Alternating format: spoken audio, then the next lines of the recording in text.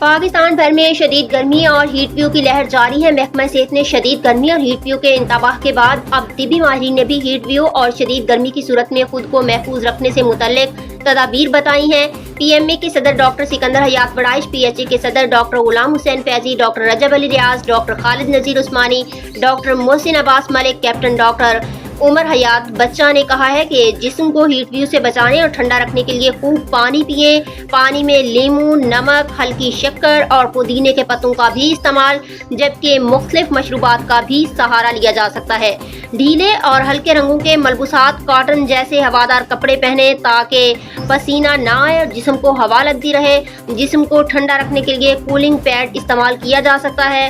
ठंडे पानी से गुस्ल करें। उन्होंने कहा कि शदीद गर्मी के दौरान अमवात ज्यादा होती हैं। गर्मी की हलाकत खेजी से बचने के लिए पानी और दीगर माई अशिया ज्यादा इस्तेमाल करें। गर्म अशिया, चाय, कॉफ़ी वगैरह का इस्तेमाल कम कर दें।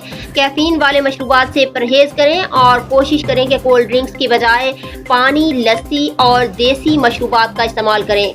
ग़िज़ाओं में सिर्फ घर के खाने का इस्तेमाल करें। बाहर से खाना ना खाएं। घर में सब्जियों और फलों का इस्तेमाल बढ़ा दें। गर्म मौसम के दौरान सफ़ेद रंग का तौलिया या फिर छतरी का इस्तेमाल लाजमी करें।